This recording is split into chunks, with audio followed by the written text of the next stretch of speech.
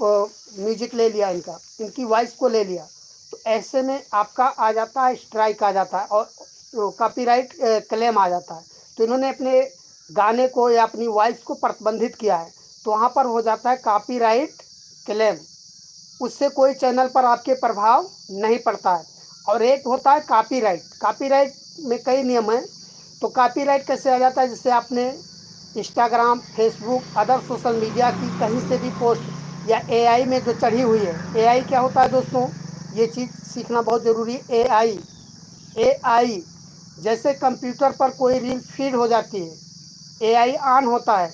मान लीजिए आपने अपनी खुद की वीडियो बनाई और सबसे पहले फेसबुक पे अपलोड कर दिया, फिर उसको यूट्यूब पर अपलोड किया, तो वहाँ पर भी आपकी स्ट्राइक आ जाएगी, 100% आ जाएगी।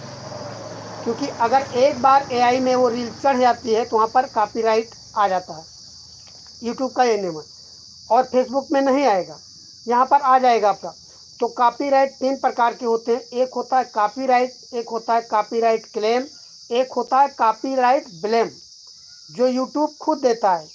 कॉपीराइट ब्लेम कब आता है दोस्तों, तो सबसे पहले कॉपीराइट के बारे में सुनिए। तो कॉपीराइट दोस्तों, जैसे आपने किसी पोस्ट को उठाकर डाला, कहीं से भी उठाकर डाला, या कि कोई म्यूजिक यूज किया, ऐसे में भी कॉपीराइट आपका आ जाता है।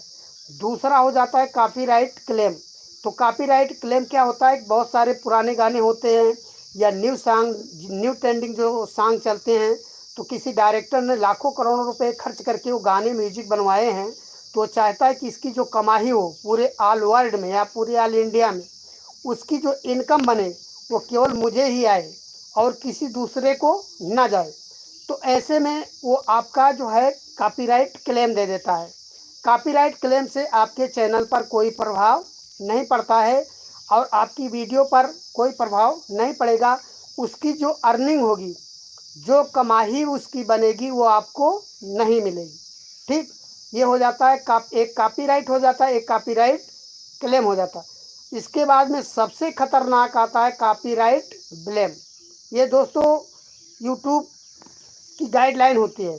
यूट्यूब ने कुछ नियम बनाए हुए हैं, उस नियम को अगर तोड़ोगे तो वहाँ पर आपका आ जाता है copyright blame, community copyright blame आ जाता है दोस्तों।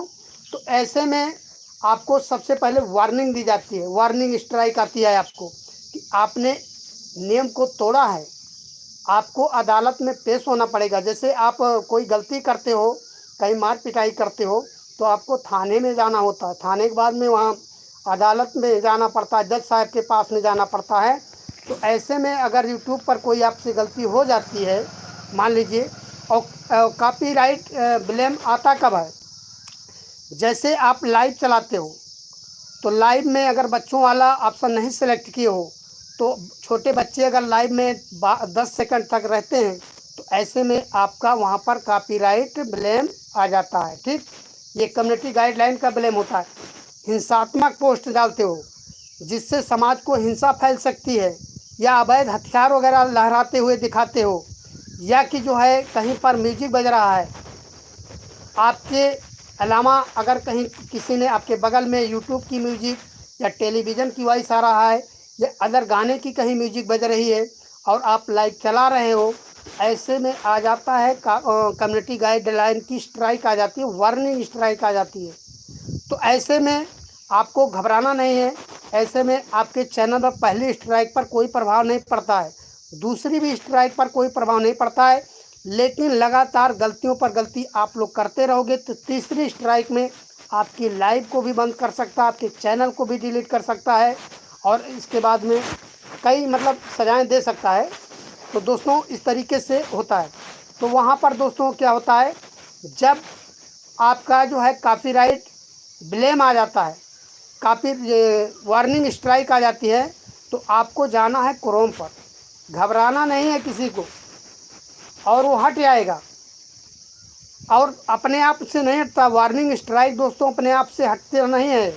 आप लोग इसको लिख लीजिएगा, स्ट्राइक हट जाती है, कॉपीराइट हट जाता है, कॉपीराइट क्लेम हट जाता है, कॉपीराइट ब्लेम नहीं हटता है। तो इसके लिए आप लोगों को जाना है, कहाँ पर जाना है, आप लोगों को जाना है अपने YT स्टूडियो को क्रोम पर लेकर।